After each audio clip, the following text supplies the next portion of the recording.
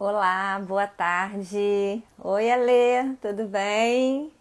Hoje tem a Alê na plateia, muito bom. Boa tarde, Osilene, Marcelo, querido. Beijo, saudades. Tudo bem com vocês? Ótimo. Duda, oi, Duda. Gostou do livro, Duda? Já começou a ler ou não deu tempo ainda? Bom, gente, estamos aqui mais uma quinta-feira, 17 horas, para a live do Generalizando. Marcele, boa tarde. A galera tá entrando, né? Vamos esperar o povo entrar. Tá todo mundo chegando para acompanhar essa live que vai tratar de uma temática hiper interessante, hiper importante. Nilza, boa tarde. Vocês estão me ouvindo bem, gente? O áudio tá legal? Tá funcionando aí direitinho? Nas últimas nós tivemos alguns problemas, né, técnicos aí. Vamos ver se hoje tudo funciona bem.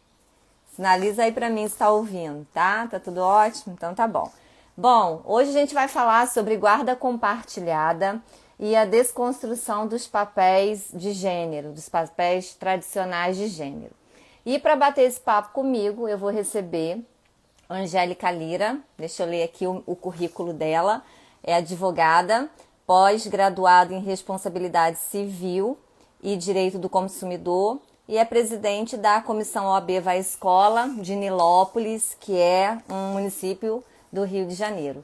Bom, a Angélica já está por aqui, deixa eu convidá-la para dividir a tela com a gente. É com muita honra que eu recebo a doutora Angélica para bater esse papo com a gente. Olá! Oi, Boa tarde! boa tarde. Seja bem-vinda. Estou muito, Obrigada. tô muito feliz de ter você aqui com a gente no Generalizando para tratar desse tema que é tão candente, tão importante. Thaís está chegando aí. Olá, Thaís, tudo bem? Boa tarde. E a gente já começa te agradecendo pela sua disponibilidade, por você ter tirado um tempinho aí, que eu sei que também você está na correria com as lives lá da Comissão OAB Vai à Escola, que é um trabalho que eu admiro muito, que você tem desempenhado assim belamente. Então, fica aqui o agradecimento e os parabéns também pelo trabalho desenvolvido. Eu que agradeço, Marusa, pelo convite de estar aqui falando um pouco mais também sobre esse instituto, que ele é recente ainda, né, por mais que já tenha sido, né, publicado há mais de 6 anos, mas ainda é muito recente e muito conturbado na prática, né, usual, né? Então a gente precisa realmente trazer essas discussões, principalmente essa questão de desconstruir alguns conceitos de gênero no direito de família, porque ainda tem muitas coisas a serem vencidas, né, pelas mulheres nesse papel ainda. É verdade. Então eu acho, Ana já chegou aqui. Olá, Ana, boa tarde. Pessoal que está chegando, vai sinalizando se o áudio está bom para vocês, o meu e da doutora Angélica. E também, se tiverem perguntas, questões, podem ficar à vontade. Então, para a gente começar, Angélica, eu queria que você falasse um pouquinho, né? Primeiro sobre o que é a guarda compartilhada, como ela funciona, né? E depois que você já pontuasse aí algumas questões desse entendimento, né? Como você falou, alguns conceitos de gênero precisam ser discutidos, né? É Rediscutidos, para verdade. que a gente consiga compreender a essência de fato. Então, você explica para a gente, para quem está aqui, o que é a guarda compartilhada, como ela funciona, e depois a gente vai para esse lado aí dos conceitos de gênero. Sim, vamos lá. Sobre essa questão do áudio, até sinalizem, porque como eu tô rouca hoje, pode ser que minha voz não esteja saindo muito bem, com muita facilidade para vocês, então é só me sinalizar, que eu tento dar uma aumentada aqui no áudio, mas eu acredito que apesar da voz estar um pouco grossa, dê para compreender, né? Tá, Ela está nítida, né? para mim tá excelente. E Eu peço Stephanie, desculpa pela questão de eu estar gripada hoje. não, tá, a pessoal tá Bom, dizendo que tá tudo bem. então tá. Stephanie chegou, a Aline também. Aline, seja bem-vinda. A Aline é a cabo que trabalha na Patrulha Maria da Penha, aqui em A da Campos. sua live de ontem, né? É, maravilhosa. Foi ótimo. Queria agradecer também alguns advogados aqui que entraram, que também são conhecidos nossos, tá? Sejam todos bem-vindos aí. Muito obrigada por estarem participando aí conosco e dando esse apoio aí ao trabalho. Na verdade, a guarda compartilhada, ela é um instituto novo, né, como foi dito, né, e necessário para poder justamente garantir essa igualdade de papéis, né? A Constituição Federal ela já trouxe vários conceitos novos, né, através das emendas constitucionais, óbvio, né, porque só se altera a Constituição Federal através das emendas, né, e há muitos conceitos, né, que a própria sociedade ela já vem trazendo uma nova identidade, uma nova conceituação, ela precisa ser inserida na legislação, né? Um desses conceitos é o do poder familiar, né? E a gente traz por quê? Porque antes era reconhecido como pátrio poder, dando referência ao patriarcado, né? E que era exercido e determinado pelo pai, dentro da unidade familiar. Né? Então, a unidade familiar antigamente era reconhecida pelo gênero masculino, feminino, pai e mãe e filhos oriundos daquela relação. Filhos advindos fora do casamento, eles eram identificados como filhos bastardos, eles não eram reconhecidos legalmente pela lei. Né? Então, ficava uma série de lacunas porque a sociedade foi, ao longo do tempo, modificando habitualmente as suas regras e a legislação ficou parada. O nosso Código Civil anterior, né, a esse que está em vigor, né, ele era de 1916 e ele perdurou até a reforma em 2002. Então, a partir de 2002 é que novos conceitos foram inseridos e você vê que a Lei da Guarda Compartilhada é de 2014.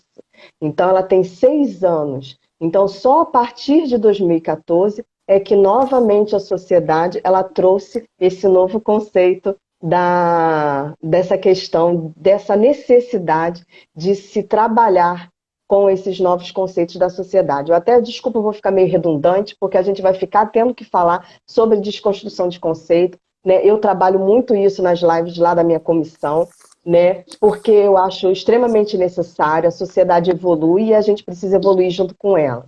Né? Hoje eu li um comentário num post meu falando sobre essa questão da geração Nutella e geração raiz, né? De que existem bizarrices sendo realizadas hoje em dia, né? Mas a verdade não são bizarrices, são as pessoas que mantêm o pensamento tradicionalista alienado preso à era colonial, né, e que se mantém, né, com esse conceito ultrapassado, completamente ultrajado, e acha que as novas conceituações não devem passar a existir. É Né, porque eles verdade. precisam, né, a toda mudança ela traz consequências para a sociedade, tira a gente da zona de conforto, então faz com que a sociedade precisa se modificar, precisa se mexer para aceitar, né? E essa mexida que dá na sociedade incomoda.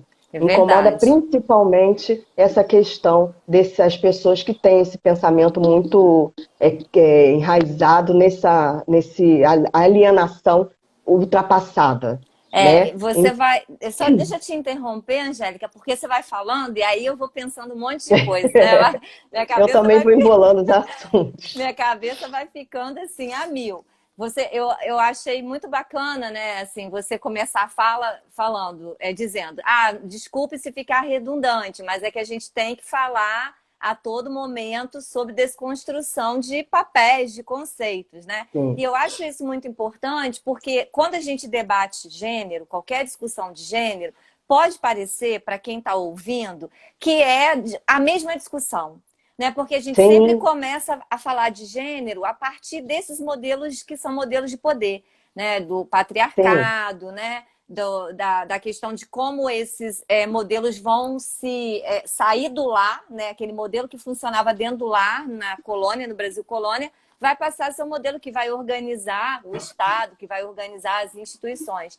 Mas é necessário que a gente fale, né, para que a gente possa problematizar. Porque olha o que você está trazendo, né? O conceito, né, de pátrio poder, que é um conceito que sim, tá, que estava, ela- né, na Constituição e que está relacionado a esse modelo, que já é um modelo ultrapassado, mas é ultrapassado e, ao mesmo tempo, ele é ainda muito ainda. persistente, É, né? por mais que a lei ela tenha sido modificada, a denominação ainda existe e essa utilização desse conceito na prática, de fato, né?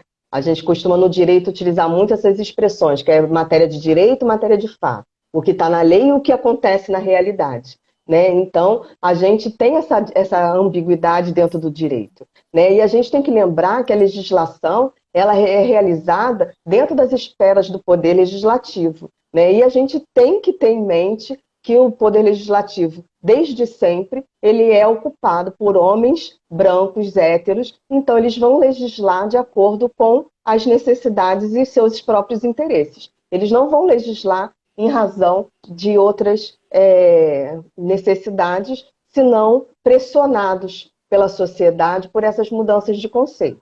Por isso a importância desses debates e dessas discussões, porque se faz necessário essa mudança dessa Constituição parlamentar, né, tanto que foi discutido isso nesse período eleitoral, para que essas mudanças possam continuar a existir.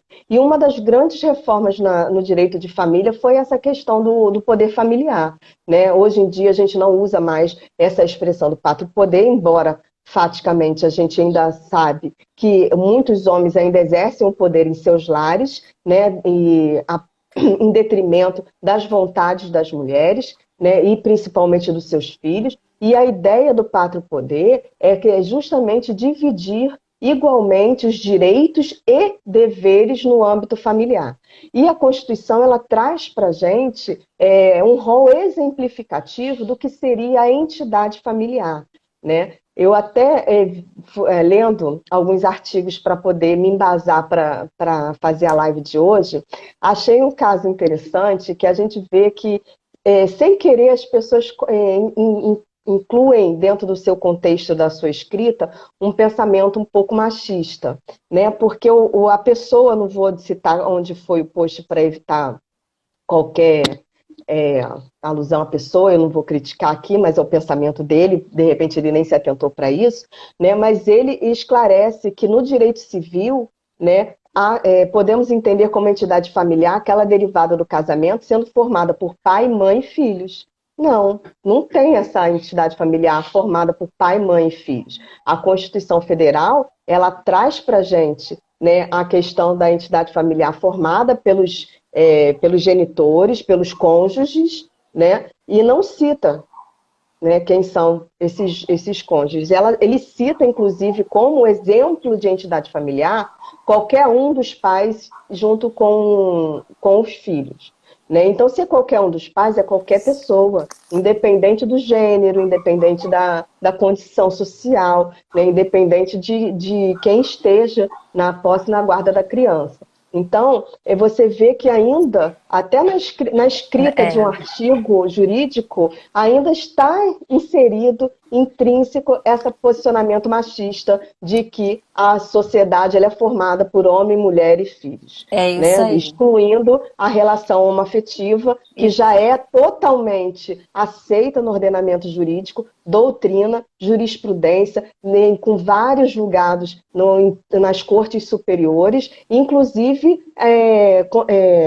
possibilitando o próprio casamento civil, né, e outros tipos de entidades familiares, tanto que a própria Constituição já reconhece também como uma forma de reconhecimento da entidade familiar a própria união estável, né, porque ela dá característica de família, porque para ser reconhecida a união estável é necessário que tenha o ânimos de constituir uma família.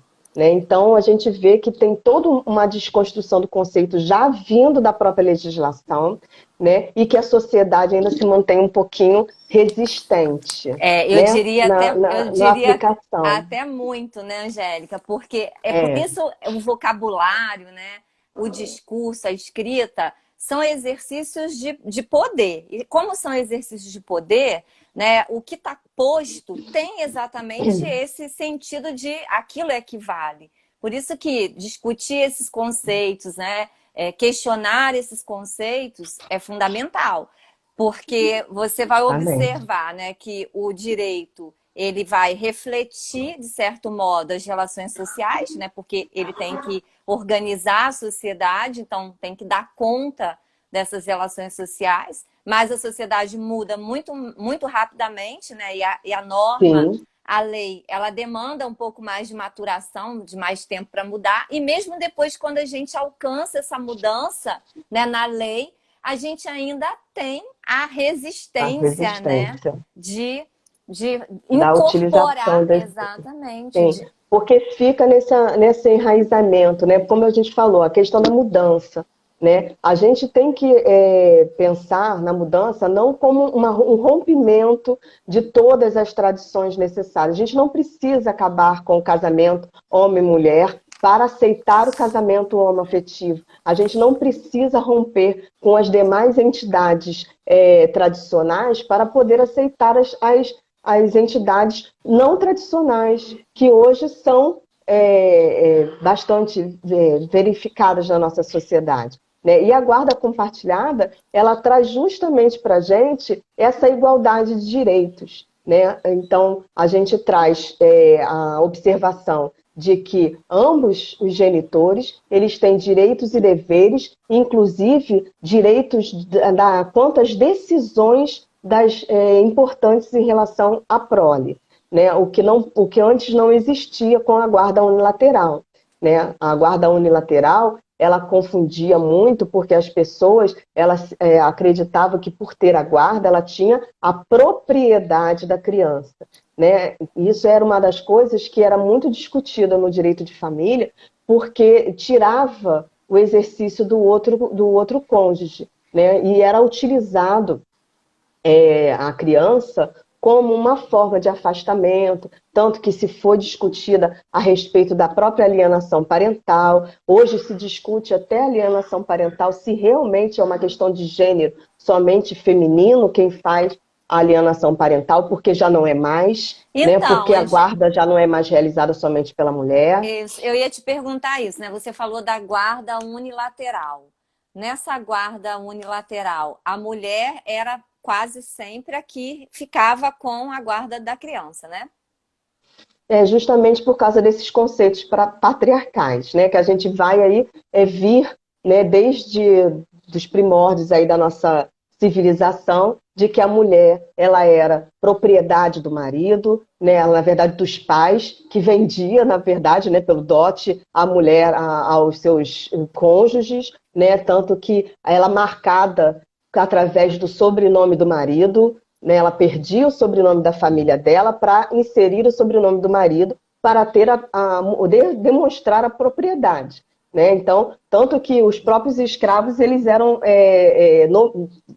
nomificados assim, né? Eles Exato. tinham o nome da família que era a Do, proprietária deles. do Né? Senhor. Então, No interior, lá em Miracema, por exemplo, né? Todo mundo tá aqui que sabe que eu sou de Miracema, que é mais interior que Campos ainda. Lá ainda tem assim, aquelas coisas assim, Dona Terezinha do do Antônio. seu fulano. Né? As A pessoas gente se reconhecem as mulheres ainda linkadas à identidade do marido. Quando a gente casa, a gente tem essa. A gente tem, né, tem relacionamento estável, né, um relacionamento mais sério com alguém, a gente perde um pouco a nossa identidade, né?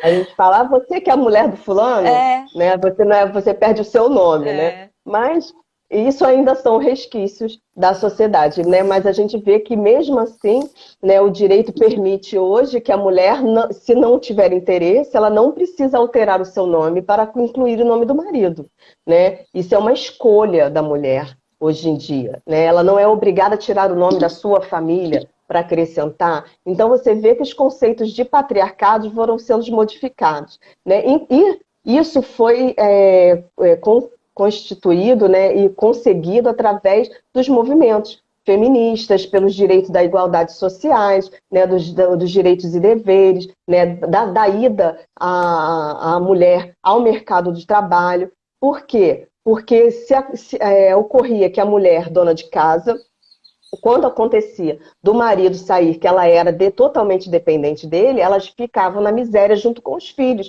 porque o marido ia embora e acabou, e deixavam eles lá à margem de qualquer coisa, e eles viravam, né, um estorvo para a sociedade, porque eles não tinham mais como se manter. E o marido ficava, né, para lá, que ele era o patriarca e poderia fazer o que ele quisesse.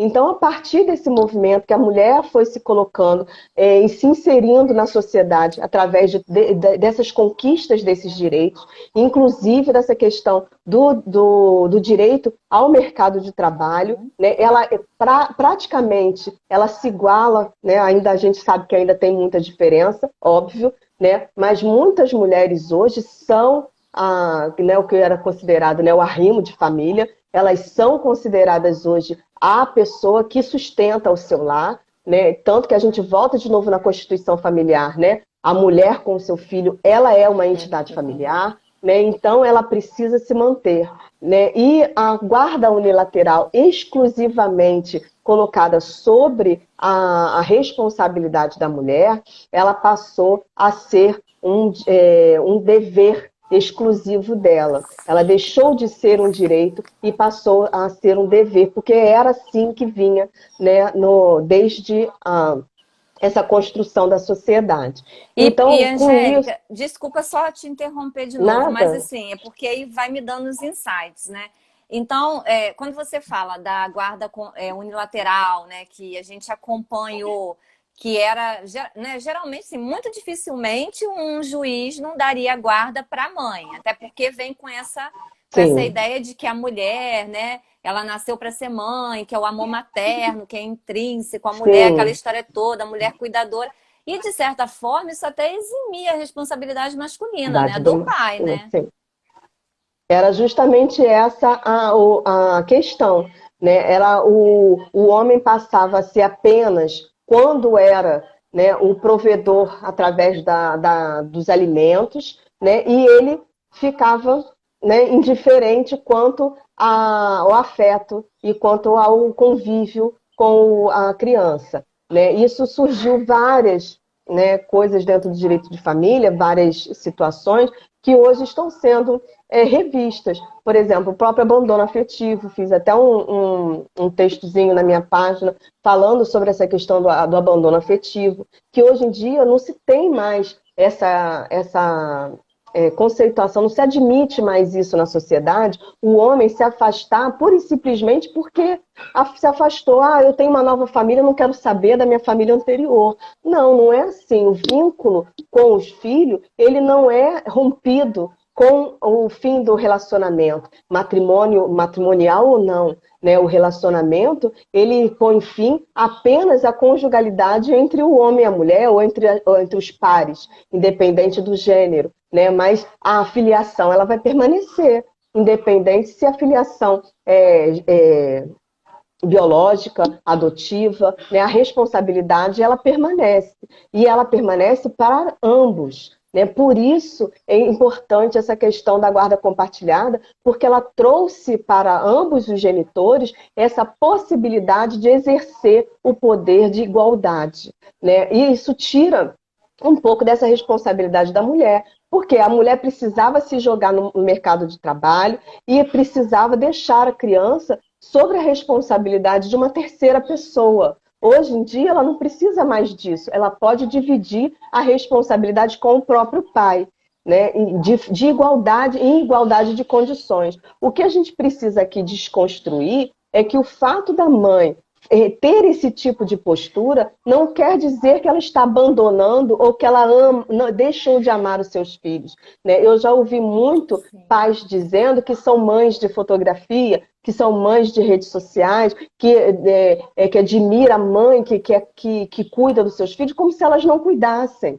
Né? Mas elas cuidam, elas só têm igualdade de direitos e deveres igual ao homem. Porque se o homem, por exemplo, hoje, né, que cuida da criança, que tem a guarda compartilhada ou de forma alternada, que fica em paralelo, muitas vezes ele tem uma babá que ele direciona os cuidados do seu filho a essa pessoa. É uma terceirização também, Ele terceiriza, exatamente. Mas né? aí está o ponto da resistência, né? Que é onde a gente precisa bater muito, bater no sentido, né, da discussão. Porque, veja bem, a gente passou, né, durante muito tempo com essa ideia de que o filho é da mãe, né? Até na hora de xingar o sujeito é filho da mãe, É, não tem pai, né? Ninguém quer saber do pai, é filho da mãe.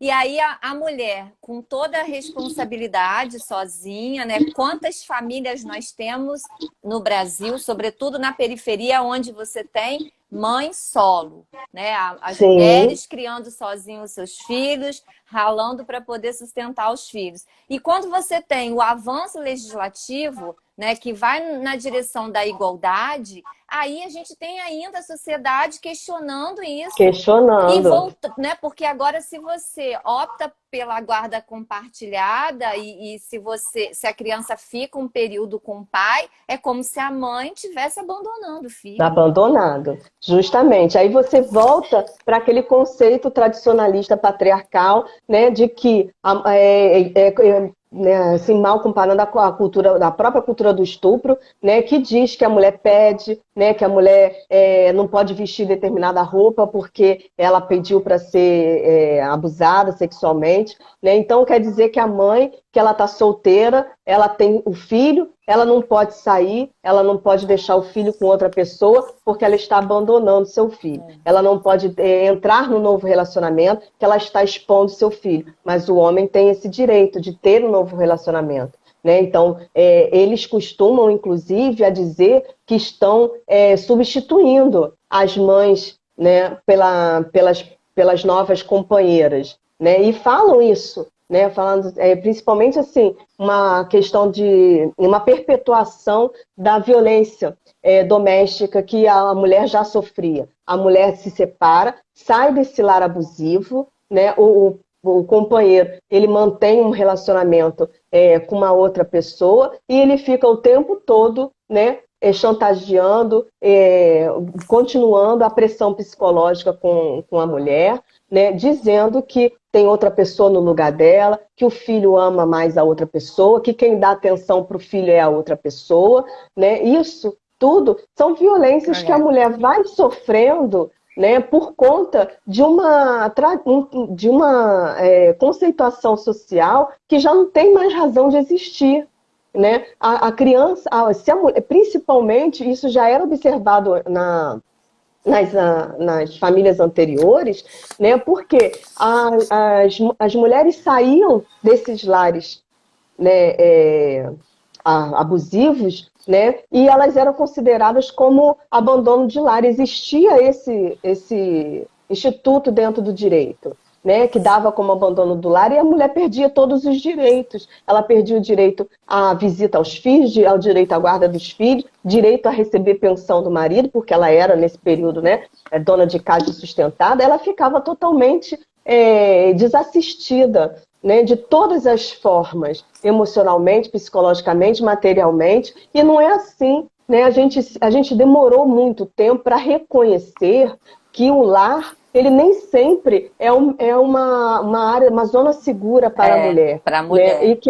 E que ela precisar sair de casa, né? E se ela saiu e deixou seus filhos lá, é porque ela tinha uma necessidade imensa dentro dela de libertação, né? E a gente não pode fazer esse julgamento contra ela, né? A gente não pode levar para ela a responsabilidade de manter, né? Como as tradições diziam, né? Principalmente religiosa, né? De que você tem que viver felizes para sempre até que a morte os separe, esperando que a morte aconteça, né? Exatamente, Que exatamente.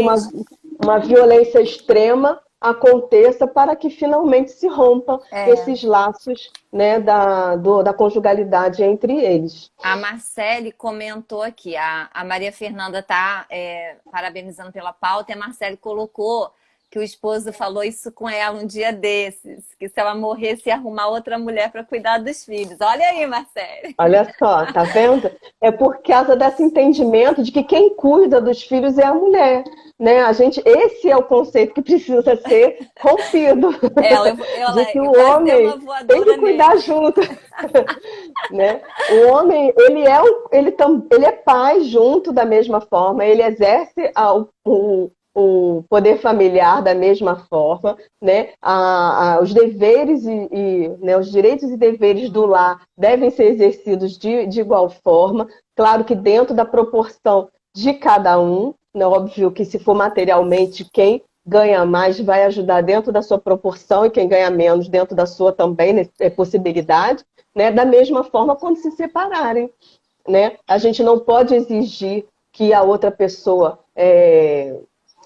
continue mantendo um padrão de vida de um filho que ela mesma não tem, porque estava dentro daquele relacionamento que Ah, tinha um padrão de vida dentro de uma determinada situação, né? Então, isso são coisas que a gente tem que reformular, a gente tem que passar a ter esse entendimento, né? Porque a guarda compartilhada, ela é hoje o melhor instituto que tem, né? Porque ela possibilita essa decisão de forma igualitária. Né? Não é que a gente tem que diferenciar, óbvio, né? A guarda compartilhada da guarda alternada. A guarda alternada, sim. ela não existe dentro do nosso ordenamento jurídico, dentro da lei, né? A legislação, ela não tipifica essa questão da guarda alternada, mas ela é reconhecida dentro da doutrina, inclusive na jurisprudência. Então, ela está presente dentro do direito de família. Né? E hoje em dia se confunde muito, justamente porque eles, né, pensam na guarda compartilhada, né? Você vai compartilhar as decisões. Esse é o ponto da guarda compartilhada, o compartilhamento das decisões. Dentro da guarda compartilhada, você pode fixar uma moradia da criança. Eu ia te perguntar Tá? isso, se a Então, moradia não também era alternada. necessariamente você vai ter essa alternância. Essa é a diferenciação da guarda alternada. Né? Você pode fazer alternada também, mas você pode fixar a moradia da criança desde que seja em proveito dela, né? É sempre resguardando o melhor interesse da criança. Se o genitor ou a genitora ou aquele que é responsável, né, for residir onde for melhor para ela, onde é próximo da escola, das atividades escolares, a outro cônjuge na separação foi morar num local um pouco mais distante, então acaba que permitindo a fixação do domicílio da criança naquele lar daquele genitor. Isso não quer dizer que ele detém a propriedade da criança e nem que a guarda é unilateral. A guarda vai ser exercida de forma compartilhada, ou seja, voltando aqui, né, repetindo os conceitos, as decisões devem ser tomadas de forma igualitária, decisões da vida, do cotidiano da criança, escolha da escola, escolha da melhor forma de educação, né? Se vai estudar, se vai fazer idiomas, quais os idiomas, isso tudo deve ser compartilhado, né? E, claro, que a visitação ou a convivência, que aí a gente também tem dois institutos diferentes, da visitação e a convivência, ela deve ser realizada de forma mais ampla possível, a permitir que a criança conviva com os dois genitores. Né? Então, essa é a diferenciação. Né, que antigamente na guarda unilateral a gente fixava a forma de visitação especificamente. Não se mantinha a ideia da convivência. Por isso que as pessoas confundiam essa questão de exercer a propriedade da criança, né, que gerou toda essa complexidade das alienações parentais, né, que hoje tanto se discute. Já tem a lei criminalizando, inclusive, a alienação parental, né, e justamente para evitar que isso ocorra. Lembrando que hoje a discussão de que a alienação parental não é mais uma questão exclusiva de gênero, né? Não é mais feminina. Hoje tem a declaração da alienação parental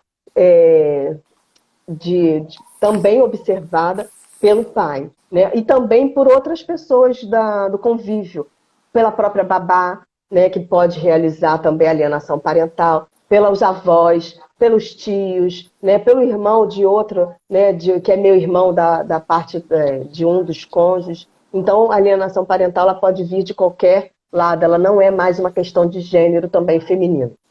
Né? E voltando para a guarda, né, a gente tem que estar sempre em mente essa questão do convívio, né? E de que deve ser observado o melhor interesse da criança. Da Não é o criança. interesse dos pais, É. né? Não é o que é melhor para mim ou o que é o melhor para ele. É o que é melhor para a criança. O Marcelo está até comentando, fazendo um comentário aqui e falando um pouco sobre isso. Tem a ver com o que você está dizendo, né?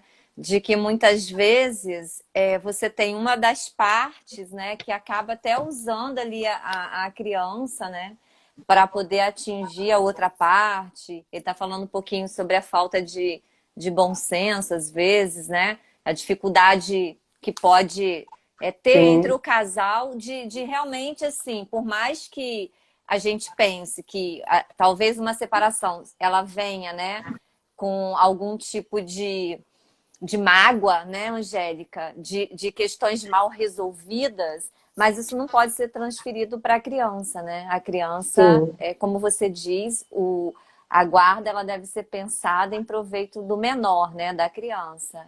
São os interesses das crianças que devem estar resguardados. Agora, e nesse momento de pandemia, né? A gente está agora passando por uma fase aí que os casos vêm aumentando, mas a gente já teve, né, os picos, né, as fases mais drásticas, onde o lockdown foi estabelecido em vários municípios. Nesse contexto, assim, como fica essa convivência? É possível uma das partes negar a visitação de um dos pais, né? Dele pegar a criança, ficar com a criança, com essa justificativa, né, de contágio, de perigo de contágio? Você observou alguma coisa nesse sentido durante esse período? Sim, né? Primeiro, só para não esquecer aqui, só para dar um oi aqui para minha presidente aqui da OAB de Nilópolis, a doutora Fátima Faltzgraff, ela entrou aqui, está assistindo a live conosco. Seja Muito bem-vinda, doutora obrigada, Fátima. presidente, pelo apoio aí ao trabalho. E sim, Marusa, foram verificados diversos posicionamentos dos tribunais aqui em todo o território nacional. Né? Aqui no Rio de Janeiro, eles seguiram um posicionamento do Conselho, né, da Criança e do Adolescente, que determinou que a criança deveria estar na guarda daquela pessoa com quem ela já tinha fixação do domicílio. Né? Isso fez com que muitos pedidos, né, de compartilhamento da guarda ou de ampliação da convivência fossem negados nesse período, né, por conta desse isolamento, principalmente naquele período mais crítico do lockdown, em que realmente se pediu para que não houvesse sequer circulação, né, para que evitasse realmente o contágio no pico da pandemia. Então, isso gerou uma complicação muito maior, porque, assim, a meu ver, né, ele trouxe a possibilidade daquele outro cônjuge que já estava com mais intenções de perpetuar essa questão da violência contra o outro cônjuge, né, e a questão da própria alienação. Por quê? Porque para se permitir que a criança não tenha o convívio físico com o outro cônjuge, foi determinado que houvesse a convivência através da videoconferência. Mas aí aconteceram diversas dificuldades para que isso acontecesse. Né? Porque se dizia que a criança não tinha vontade de participar, que a criança naquele momento estava ocupada, que a criança estava dormindo, que a criança estava fazendo atividade, que a criança tinha uma N possibilidade de desculpas. Então, dificultou aquele cônjuge que deixou de estar com a criança de ver o seu filho. Isso traz consequências, como foi dito, não para o adulto, mas sim para a criança. Exato. Né? Teve um período, foram praticamente 2 meses inteiros em que essa possibilidade existiu de afastamento total. Então você imagina, vamos supor que a convivência realmente tenha ficado com um pai e essa criança, ainda em tenra idade, não esteja vendo a mãe, ou vice-versa, né? A criança não vai entender que ela realmente não foi abandonada, porque a criança está acostumada a estar na convivência de ambos os genitores. Então, ter proibido, nesse período, a convivência de um dos genitores, eu considero, enquanto advogada, prejudicial. Eu tive processos nesse sentido, que questionei, levei inclusive ao Tribunal de Justiça, mas quando chegou já tinha havido a fase da transição, e isso acabou sendo um pouco mais amenizado, né? Mas outros tribunais aqui do Brasil fizeram justamente ao contrário. As guardas que eram unilaterais, elas foram convertidas para guarda compartilhada e para guarda alternada, porque foram verificados que a maioria de nós estavam trabalhando em home office. Então, não tinha problema de um dos dois estarem em convívio, em contato com a criança. Isso facilitou, inclusive, muitas mulheres. Por quê? Porque, por estarem em home office, elas passaram a exercer concomitantemente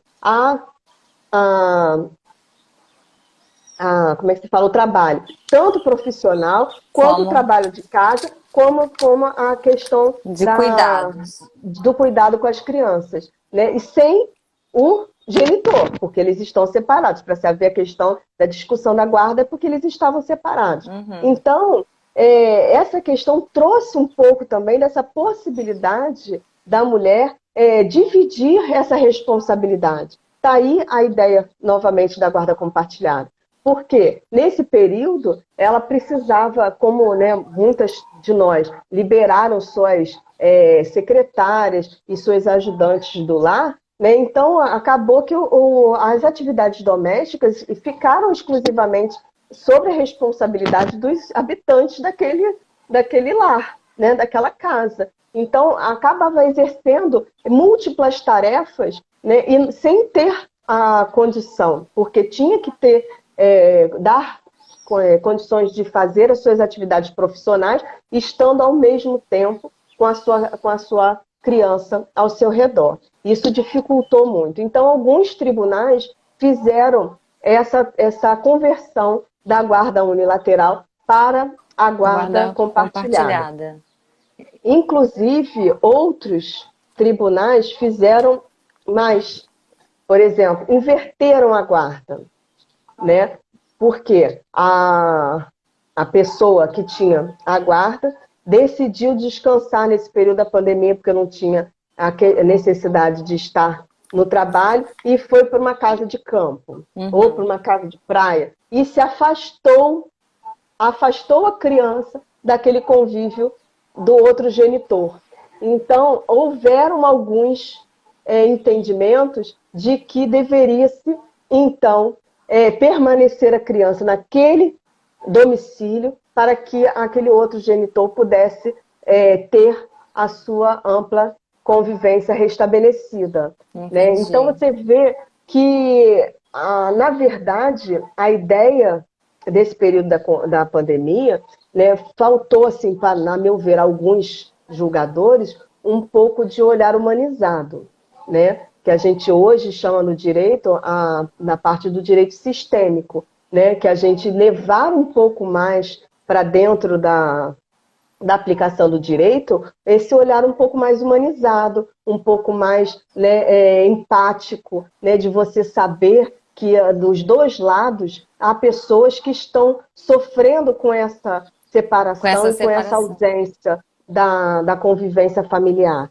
né? Principalmente a criança, porque a criança ela não tem, né, a criança mesmo, né, aquela que é de 0 a 12 anos, né? Então ela não tem discernimento suficiente para compreender que o seu outro genitor que não está podendo vir te ver, porque foi proibido pelo magistrado, né, e pelo óbvio, né, pelo cônjuge, porque se ele não tivesse feito pedido no processo, Não teria o essa magistrado decisão. não teria feito essa decisão, bastava ter mantido o acordo da forma como estava, né? Então partiu da decisão da pessoa que mantém a fixação do domicílio com a criança, então ele está exercendo ali, mais uma vez, essa separação do outro genitor.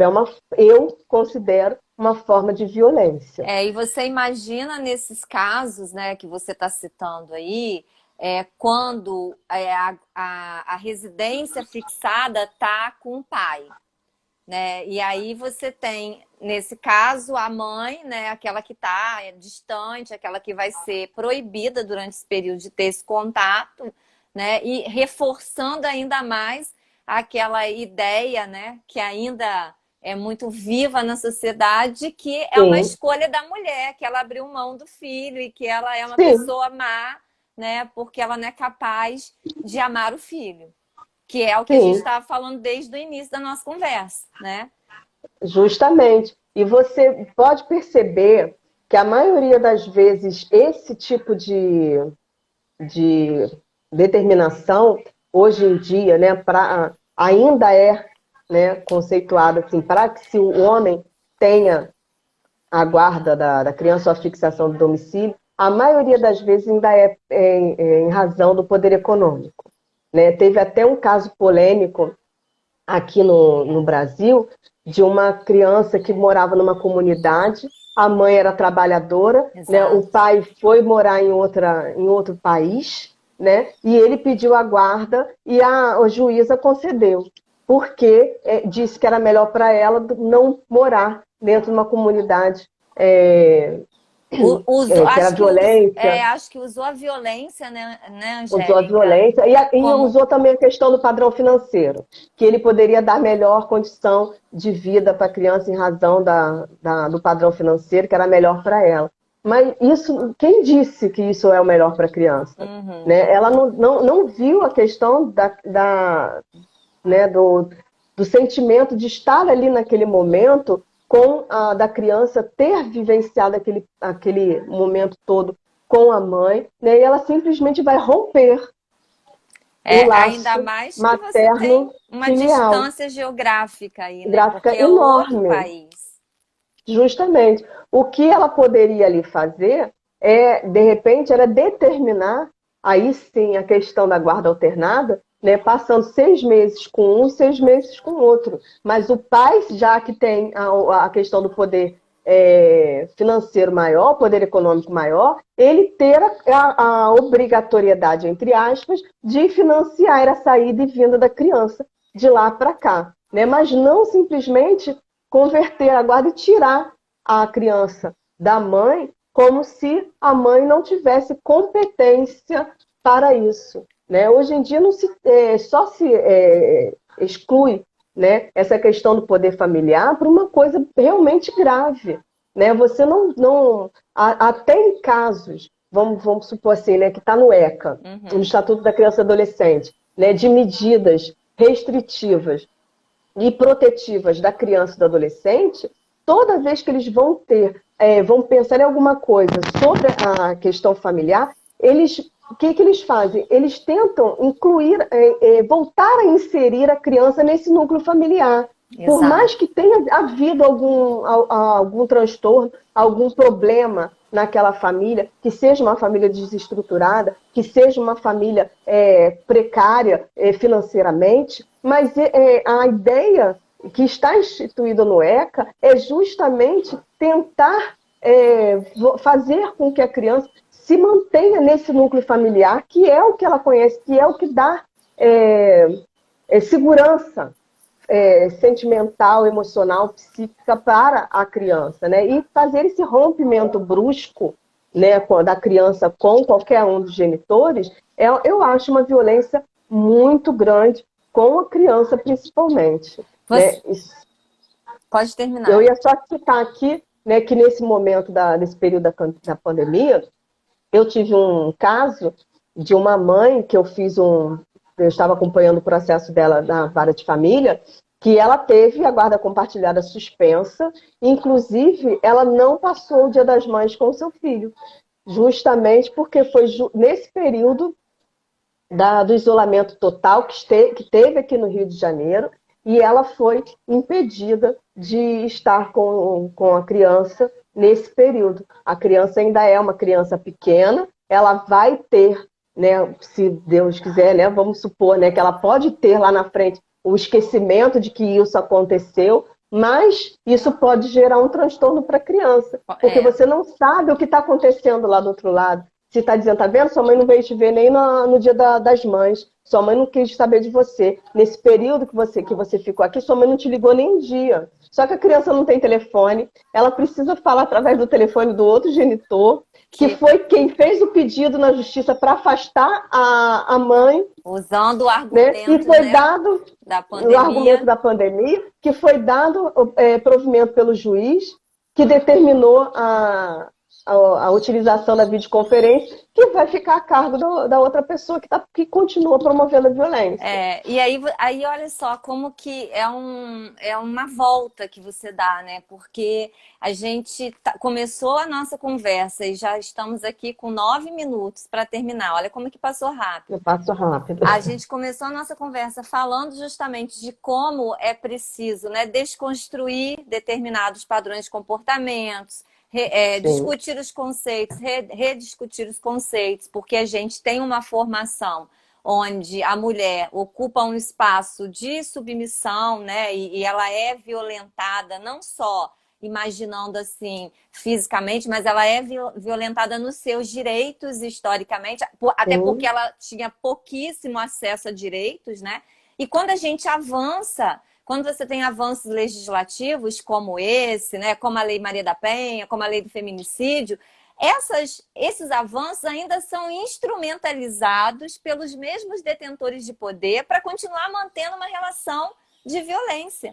De violência. Inclusive, já se discute a revogação de todas essas leis.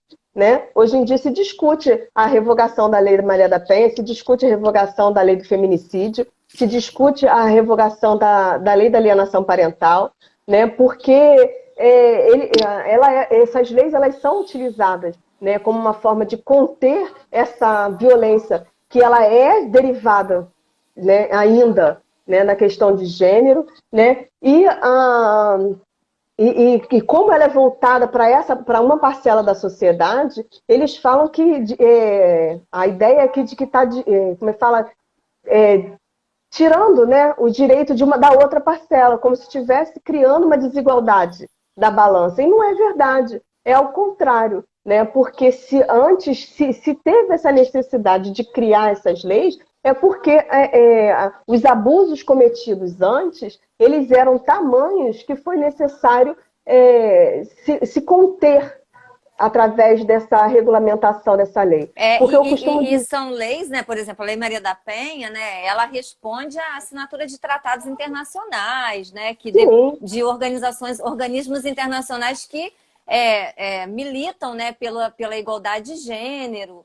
E o país se compromete, porque a gente tem na nossa realidade esse fato da violência, né? A violência física, psicológica, simbólica, sexual, está entranhado na nossa sociedade. E a gente volta de novo a falar sobre essa questão, né, repetindo pela milésima vez as palavras da reconstrução de conceitos. Porque a mulher, ela, ao sair dessa relação, ela fica estigmatizada. Né? Porque muitas vezes ela se mantém num padrão emocional tão intenso de manipulação que ela não consegue sair desse movimento. E quando ela sai, ela é condenada. Ela é condenada a se ficar, porque ela vai ser julgada, ela se mantém nessa relação porque ela quer, ela está gostando, ela gosta de ser humilhada. Né? Só que a invisibilidade dessas outras violências, ela marca a própria mulher, ela não deixa marca para a sociedade verificar o que está acontecendo, elas não sabem o que está acontecendo. A violência física deixa marca, ela é mais clara de ser verificada. Agora, Exato. todas as outras violências, inclusive a violência patrimonial, que muita gente não sabe, né? Mas tem muito homem que chega, vai fazer alguma situação e não divide, né? Então fala a mulher que tem que pagar determinadas coisas, ou que usa a mulher para adquirir determinado patrimônio, e depois exige, através da separação, da divisão de bens, a parte do patrimônio, ou quando sai, porque a mulher está querendo sair dessa condição, né, de presa, né, dentro desse relacionamento, ela abre mão de tudo, né, e deixa para lá, ou vice-versa, né, o homem também, isso acontece, mas a maioria das vezes que a gente vê é a mulher saindo do lar porque ela realmente precisa romper essa prisão, né, que ela se encontrava através dessas violências que são invisíveis para a sociedade. Ontem a gente, numa live, falava sobre isso, inclusive, né, com a Aline. A Aline, acho que a Aline está por aqui ainda. Que a mulher que sofre violência, o que ela não precisa? Ela não precisa do julgamento de ninguém, né? Mas historicamente, a mulher é julgada. Não só a mulher que está vivendo uma situação de violência. O tema da nossa live hoje é para falar, né, da desconstrução dos papéis tradicionais de gênero a partir desse instituto da guarda compartilhada. Né? E aí você tem um avanço, porque é um avanço, né, quando a gente pensa esse equilíbrio de gênero, mas ainda assim a mulher continua sendo julgada. Né? Com certeza. Você tem ali um avanço, é um direito, né? Vamos optar pela guarda compartilhada e vai fixar, então, o domicílio na casa do pai, porque a criança estuda ali, porque é mais perto, porque é melhor para a criança, e a mulher vai ser julgada, porque o que a sociedade quer, espera, é que você seja aquela que dê conta de tudo isso. Um filho não pode ficar, né, sem ali estar debaixo das asas da mãe, o que não significa que essa mãe e ela não queira ame, isso. que ela não se dedique, que ela não seja mãe. Não significa isso. E nem que ela não desejasse que isso fosse diferente, possível, né? Que ela não quisesse isso para ela, mas que, em detrimento da necessidade e do favorecimento do seu filho, ela permite e concorda, ou até por uma imposição judicial, porque se o juiz ele impor a decisão que seja dessa forma, deixou de ser a vontade dela, por mais que ela tivesse buscado a guarda unilateral. Né? Então, esse julgamento, esse preconceito de que a mulher, ela, se não está com a guarda do filho, é porque ela não gosta dele, ela não quer saber da criança, que ela não é mãe de verdade, que eu já escutei tantas coisas, né, que só pariu e não quer saber da criança, não tem responsabilidade. Mãe de verdade é aquela que está com o filho 24 horas. Não, mãe de verdade é aquela que vai à luta, que batalha, que trabalha para ajudar a educar. E educação não é só sustento financeiro, educação é moral. Não adianta você dar dinheiro, dá um monte de coisa para a criança, você compra a criança, mas depois de moral, você não tem nada para explicar para a criança, nada para ensinar, você é totalmente uma pessoa imoral, amoral. A mesma sociedade que julga essa mulher, né, que não é mãe porque não está com o filho, porque a opção ali, ou o que foi determinado é a guarda compartilhada, é a mesma sociedade que vai julgar aquela que não tem nem a opção de fazer essa guarda compartilhada, porque o pai simplesmente desapareceu, nunca deu nenhum tipo de satisfação, nem apoio afetivo, nem apoio econômico. E como que a sociedade lida com essa mulher? Da mesma forma que lida com a outra que está com a guarda compartilhada. Então, é uma hipocrisia, realmente, né? Você pensa, verdade. A gente senta assim, se acomoda dentro da cultura, porque ela me atende, né? Ela atende aos meus privilégios, e você, a partir desse lugar de conforto, você faz a crítica e você julga, né?